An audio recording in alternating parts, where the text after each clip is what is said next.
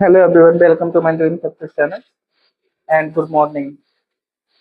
तो हम लोग जैसा कि हिमालय पर्वत के बारे में पढ़ रहे थे। हिमालय पर्वत में हमने ट्रांस हिमालय भी देखा, महान देखा, मध्य और शिवालिक की हमने, हाँ सॉरी, शिवालिक की हम चर्चा कर रहे थे।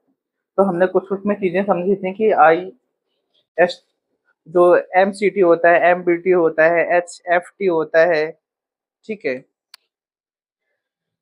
आई टी एस जेड की बात करी थी। तो टी एस में मैंने तिब्बत भाषा की बोला था कि तिब्बत भाषा में से एस से जेड पढ़ते हैं। मैंने ये भी समाया था, समझाया था। तो मैंने इसका बताया था इंडस, इंडस वाली बात बताई थी इसमें। और मैंने इसमें बताया कि इसे इंडस सांग को सचर जैन कहते हैं, मैंने ये भी बताया था। तो इसको ऐसे लिखते हैं, सचर जॉन।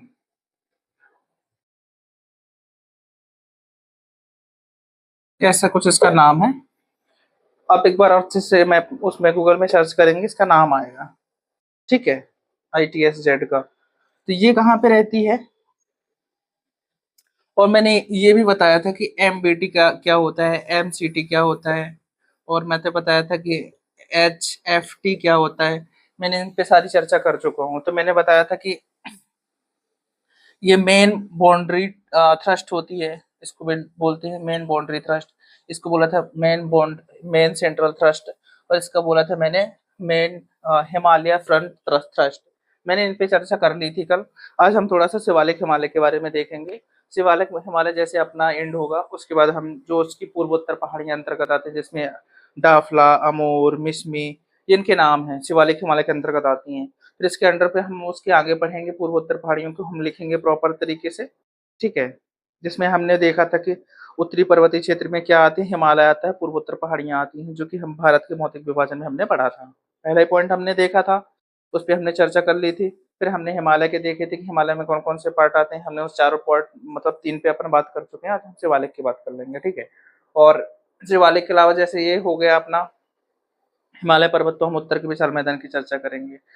जैसे हम इसके बाद शिवालिक के बाद उत्तर भारत के विशाल मैदान की चर्चा करेंगे, ठीक है।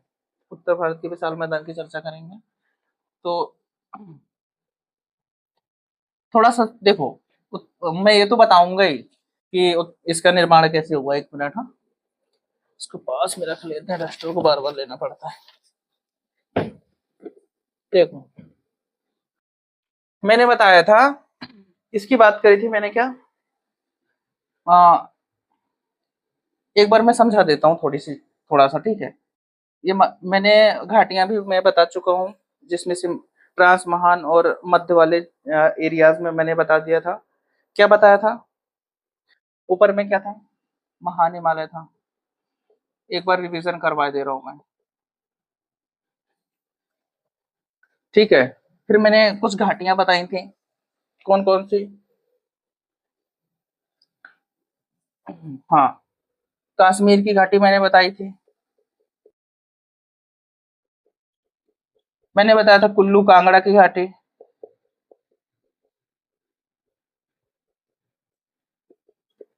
एक मैंने बताया था फूलों की घाटी। इस पे चर्चा कर रहे थे। और एक बताया था मैंने काठमांडू की घाटी। कैसे लिखते हैं देखो, काठमांडू की घाटी। समझ लेना, समझ में नहीं आए तो मैं ये सब बता चुका था, ठीक है। और ऊपर में मैंने महान हिमालय बताया था। नीचे में मैंने कुछ श्रेणियां बताई थी, जिसको हमने बताया था पीर पंजाल,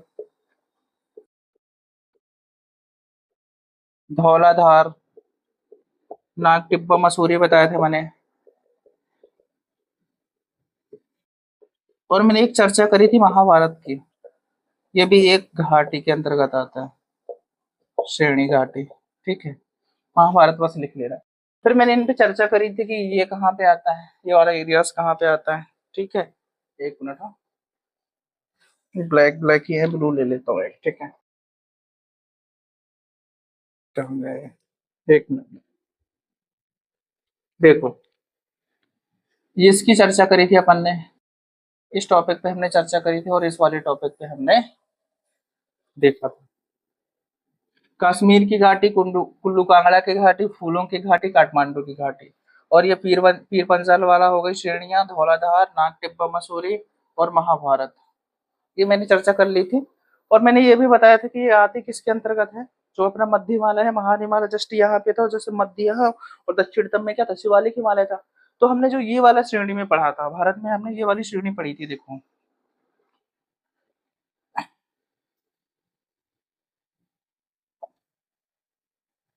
हमने ये वाला श्रेणी पढ़ी थी, जिसमें ये हमने समझा था, हमने जो ये वाली श्रेणी समझी थी, जिसमें हमने बोली थी क्या, हमने समझाया था पीर पंजाल, धौलाधार, नाग टिब्बा और एक महाभारत थी इधर, ये वाली रीज में थी।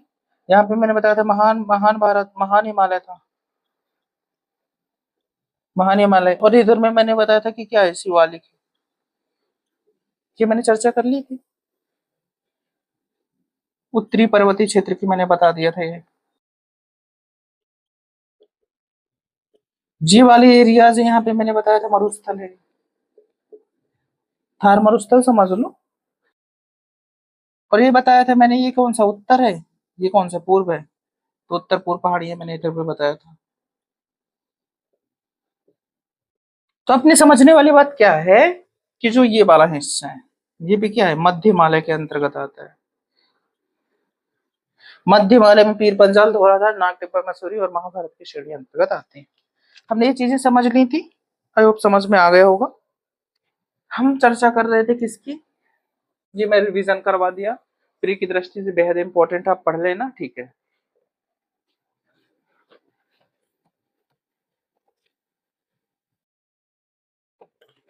ठीक है,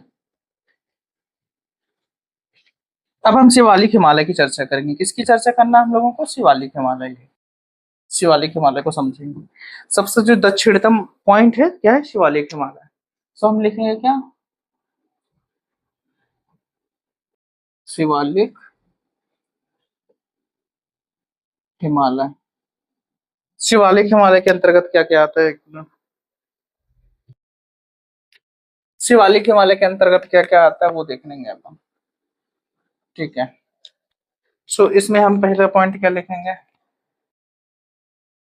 देखो, जितने ज्यादा डायमेंशन उतने ज्यादा मार्क्स, एमपीपीएससी और यूपीएससी का यही रोल रहता है। जितने ज्यादा आप किसी पॉइंट के कोई अपन जैसे दे दिए फूलों की घाटी, उस पे इतने कितने डायमेंशन लिख सकते हैं, वही वेरी इंपॉर्टेंट है। शिवालिक हिमालय देखो तो कैसे, पहला पॉइंट तो हम किसी भी चीज का क्या देख लेते हैं, निर्माण। फिर हम इसका एक दूसरे विस्तार, फिर पूर्वोत्तर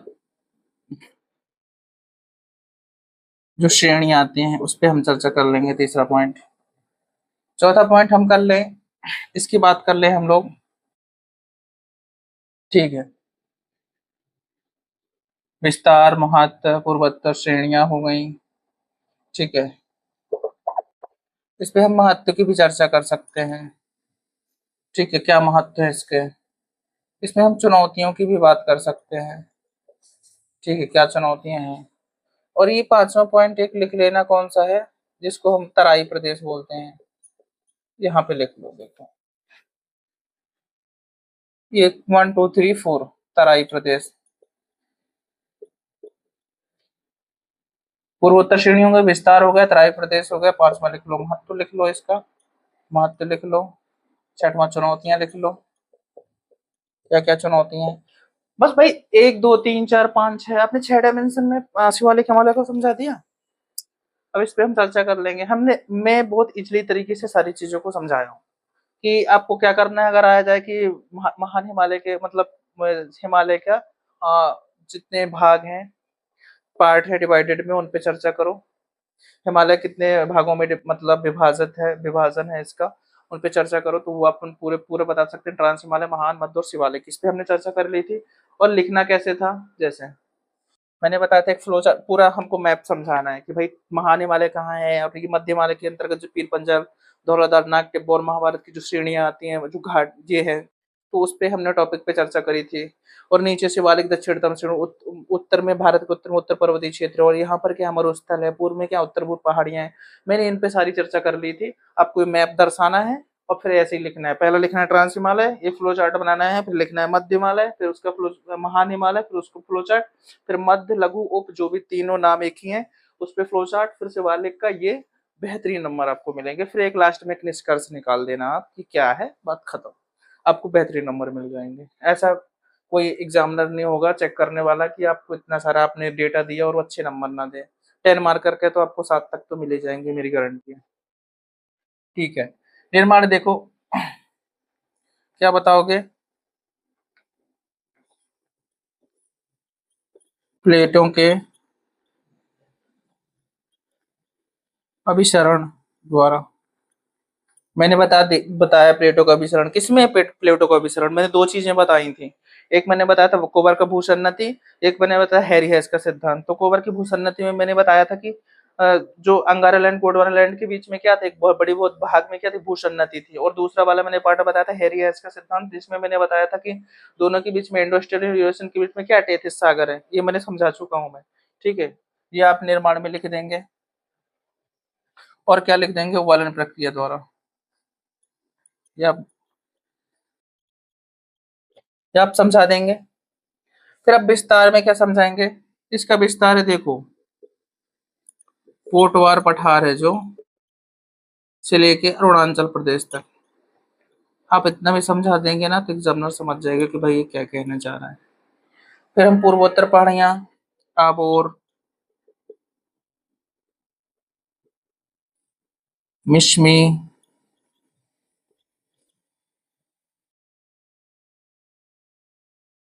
एक दो आप पर्वत श्रेणियां बता देंगे। आबोर हो गया, मिश्मी हो गया।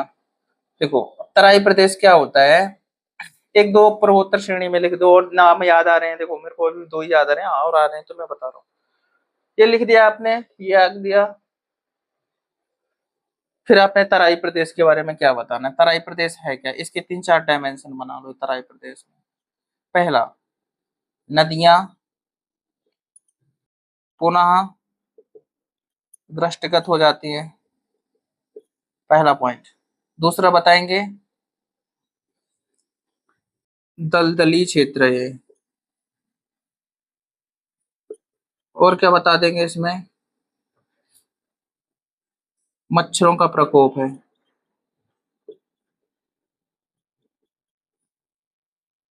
मच्छरों का प्रकोप है। दो तीन पॉइंट आपने इस पे बता दिया, उत्तर प्रदेश में आपने बता दिया। इसके महत्व क्या है? देखो महत्व लिख लो।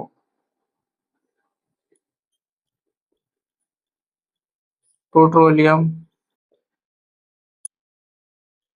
कोयले का उत्पादन होता है। और क्या होता है? यहाँ पे क्या होता है देखो महत्व में आपने लिखे, पेट्रोलियम कोयला का उत्पादन होता है। आप एक दो महत्व लिख देना। और चुनौतियों में देखो अब क्या लिख लोगे आप? मैं जैसे याद आ रहा है तो और बता रहा हूँ। चुनौतियों में आप क्या लिख लोगे? पहला, भूकंप अभिसरण क्षेत्र है। क्या है ये? भूकंप अभिसरण क्षेत्र है। मतलब इसका क्या है कि बार बार मतलब प्राकृतिक रूप से आपदाएं आती रहती हैं चुनौतियों के रूप में, कि भूकंप अभिसरण है। एक में एक दो पॉइंट और लिख देना, ठीक है, देख लो इस तरह।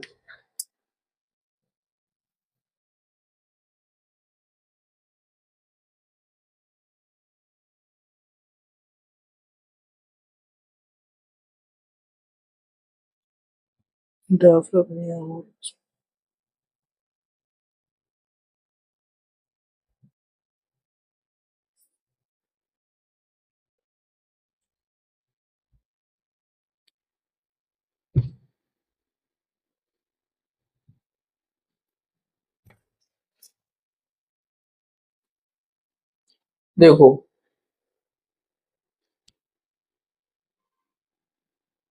और क्या लिख लोगे? अवैध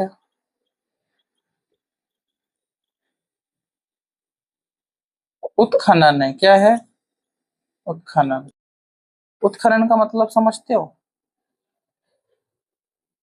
मैं बता रहा हूँ। और क्या लिख लोगे इसमें?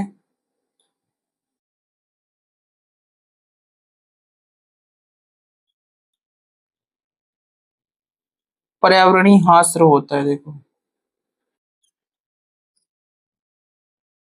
एक, ये पर्यावरण का उत्खनन होगा तो पर्यावरणीय हास्य तो होगा ना।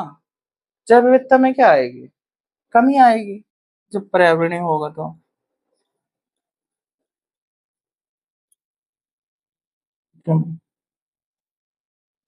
इसमें मैंने अब और इसमें डाफला और लिख लेना। अब और डाफला मिसमी, दो तीन आपने लिखवा दिया।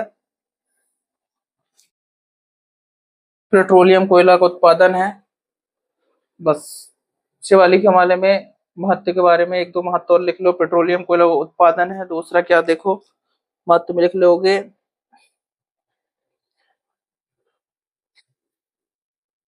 एक मिनट, हाँ।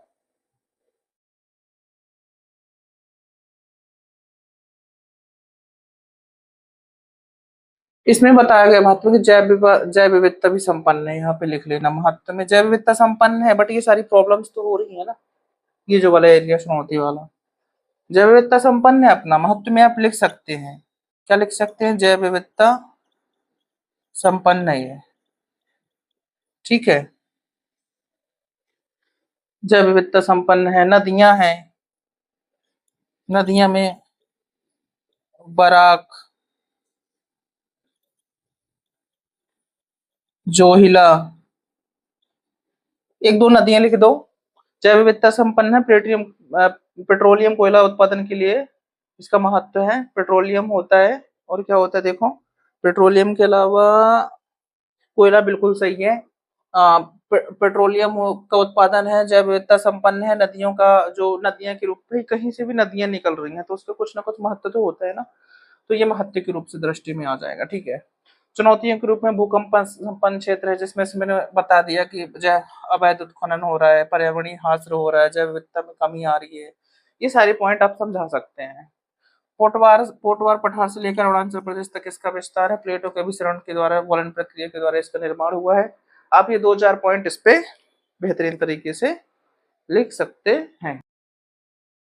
आई होप आज का सेशन आपको अच्छा लगा होगा, एंड जो भी रहेगा पूर्वोत्तर पहाड़ियां कल हम पढ़ लेंगे, उत्तर भारत के विशाल मैदान को। देखो एक चीज और समझ लो, उत्तर भारत के विशाल मैदान का निर्माण कैसे होगा, देखो समझना, हाँ मैं शॉर्ट में समझा दे रहा हूँ। पूर्वोत्तर पहाड़ियों के बाद अपना जो हिस्सा आएगा वो प्रायद्वीपीय पठार को लेकर उत्तर भारत, जैसे ये पूर्वोत्तर पहाड़ियां उत्तर भारत के विशाल मैदान का निर्माण कैसे, उस टॉपिक पे हम चर्चा करेंगे। तो देखो देख लो कैसे हुआ उत्तर भारत के विशाल मैदान, उस पर हम चर्चा करेंगे, ठीक है।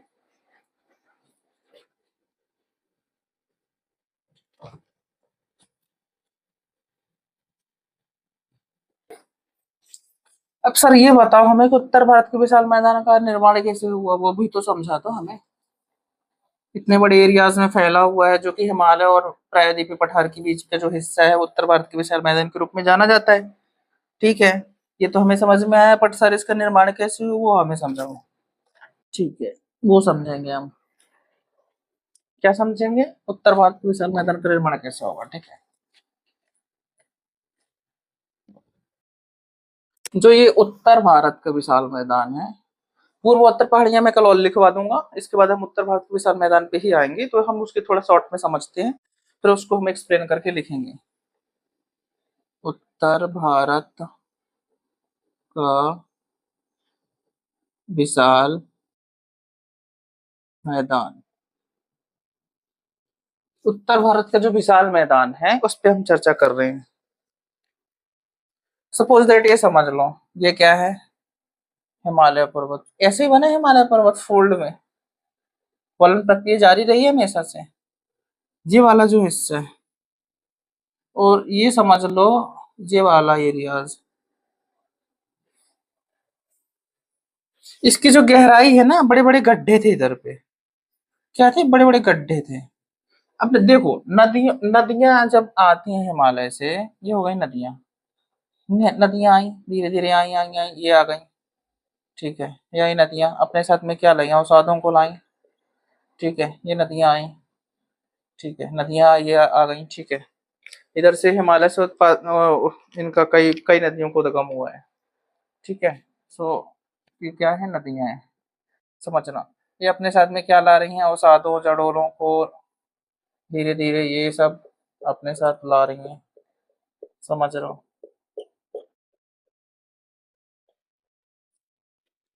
ये क्या ला रही हैं अपने साथ अवसादों को? भाई ये प्रायद्वीपीय पठार है। क्या ये?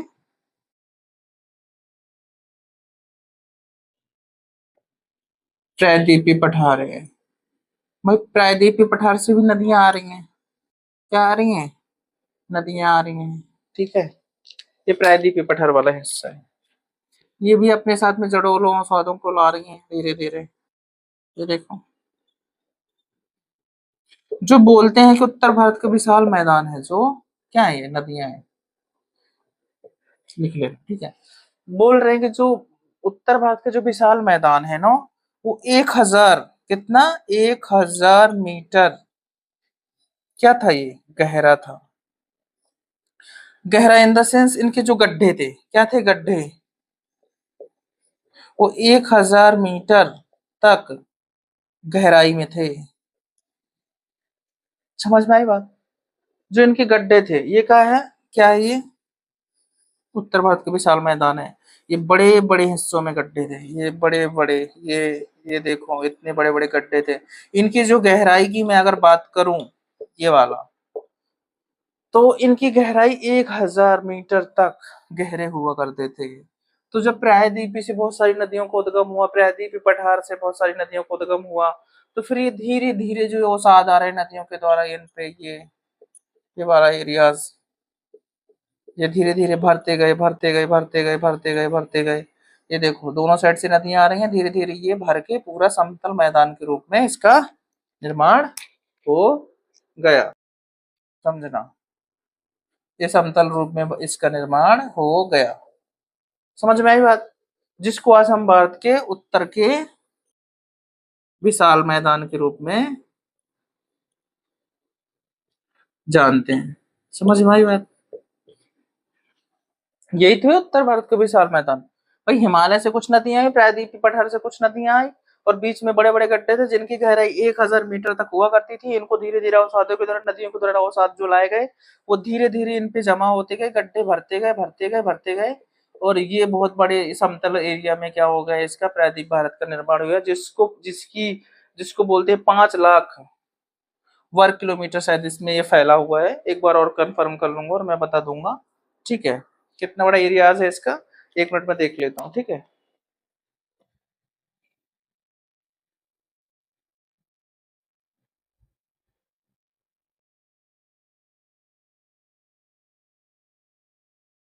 हिमालय, 1 मिनट। हाँ,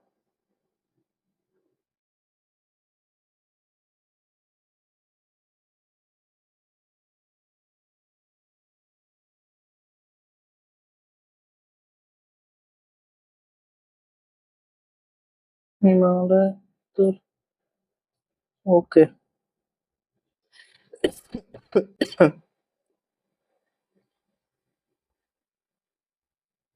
7.5 लाख वर्ग किलोमीटर, ठीक है। 332 सौ। देखो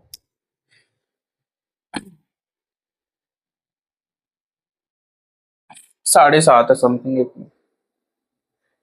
कितना है, जो इसकी जो वर्ग किलोमीटर में भी है, 1 मिनट, वर्ग किलोमीटर, जो 7.5 किलोमीटर का जो हिस्सा आता है ये वाला, ये 7.5 वर्ग किलोमीटर में फैला हुआ है। और जो इसकी चौड़ाई है, देखो, इस एक बात और समझना, जो इसकी चौड़ाई है वो 3,200 किलोमीटर है।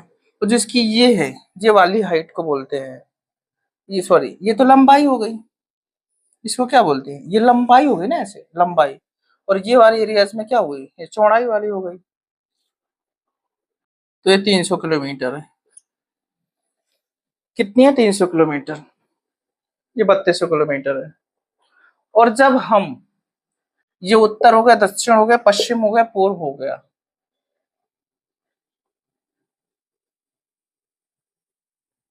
ये धीरे धीरे धीरे धीरे ये वाले पूरे एरियाज में ये फैला हुआ है। तो जब हम पश्चिम से पूर्व, कहाँ से, पश्चिम से पूर्व की तरफ आते हैं, ये वाले हिस्से में आते हैं, ये पश्चिम से पूर्व हो गया ना, ये वाला उत्तर दक्षिण, ये पश्चिम पूर्व, सॉरी, ये पूर्व वाला एरिया हो गया ना। तो ये पूर्व से जब हम पश्चिम की तरफ आते हैं, ये पूर्व हो गया, पूर्व से जस्ट पश्चिम की तरफ है, उत्तर दक्षिण पश्चिम पूर्व। जब हम पूर्व से पश्चिम की ओर आते हैं तो इसकी जो लंबाई है, लंबाई इन द सेंस आकार, क्या है, बढ़ता जाता है। ये एक फैक्ट है। क्या ये फैक्ट है? जब हम पूर्व से पश्चिम की तरफ बढ़ते हैं तो उत्तर भारत के विशाल मैदान की लंबाई बढ़ती जाती है। ये बात याद रख लेना। और ये 3200 किलोमीटर इसकी चौड़ाई है, सॉरी ये लंबाई है, लंबाई वाला एरिया होगा, और ये चौड़ाई वाला 300 किलोमीटर। एक बार अच्छे से देख लो। और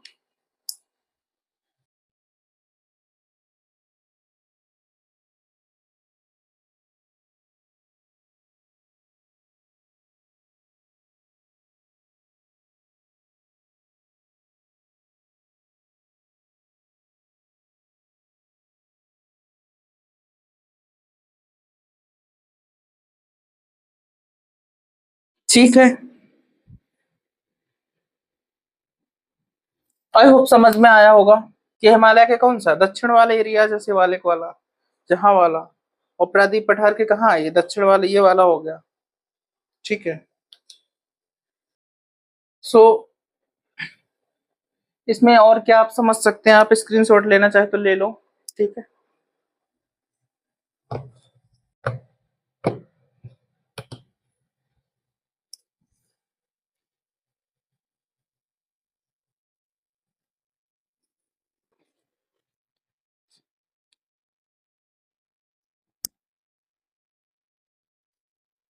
ये जो प्रायद्वीपीय पठार का उत्तर वाला हिस्सा आता है, जो ये उस पे फैला हुआ है, समझना। और हिमालय वाला जो एरिया है, ये दक्षिण वाला एरिया है, हिमालय के दक्षिण में और प्रायद्वीप पठार के उत्तर में। ये बड़े बहुत बहुत बड़े भाग में फैला हुआ उत्तर भारत का विशाल मैदान कहलाता है। आई होप समझ में आया होगा। और मैंने बताया कि 3200 किलोमीटर इसकी क्या है, लंबाई है, और 300 किलोमीटर क्या चौड़ाई है। वहां वाले एरिया से थोड़ा सा काम है, देख लेना अपने हिसाब से। इतनी चीजें काफी हैं समझने के लिए। और इस पे जो थोड़ा बहुत रह गया है कि कुछ चीजें समझ में नहीं आई इसमें, और क्या अपन ऐड कर सकते हैं, वो चीजें मैं कल और समझा दूंगा। आई होप ये समझ में आया होगा। तो आप इसकी स्क्रीनशॉट ले लो, स्क्रीनशॉट लेके इसको समझो कि भाई निर्माण की, आप इतना भी इतने ज्यादा चीजें बताने की जरूरत नहीं है कि लंबाई चौड़ाई। भाई ये याद रख लेना, क्षेत्रफल देखो ये कितने एरियाज में फैला है, 7.5 लाख वर्ग किलोमीटर में फैला हुआ, ये याद रखना। आप लंबाई चौड़ाई याद करें ना करें, वहाँ 150 के समथिंग या 300 या यहाँ 3200, ये इंपॉर्टेंट नहीं है।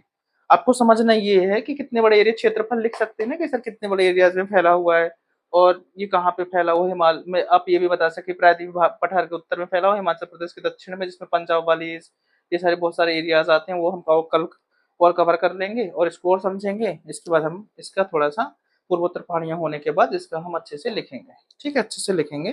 आई होप समझ में आया होगा। Thank you very much. Channel को प्लीज सब्सक्राइब करें, शेयर करें, और ज्यादा से ज्यादा लोगों तक पहुंचाएं, जिनसे बच्चे जिस प्रिपरेशन कर रहे हैं, यूपीएससी कर रहे हैं, पीएससी कर रहे हैं, ये कॉमन सब्जेक्ट होते हैं। ज्योग्राफी हर एरियाज में पूछी जाती है, यहाँ की यूपीएससी, पीएससी और एसएससी सब जगह पूछी जाती है।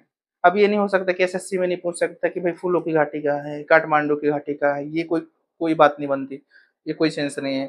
ये कहीं से भी उठा के पूछ सकते हैं, चाहे एसएससी हो, चाहे पीएससी हो, चाहे यूपीएससी हो, सब जगह से पूछते हैं। तो आप मेरे चैनल को सब्सक्राइब करें, शेयर करें, और इसको आगे बढ़ाएं, प्रमोट करें, जिससे मुझे और हौसला बढ़ेगा और मैं अच्छे अच्छे कंटेंट प्रोवाइड करूंगा। देख रहे हैं कि मैं डेली मेहनत कर ही रहा हूँ, आप लोग भी मेहनत करें और लाइफ में आगे बढ़ें। Thank you very much.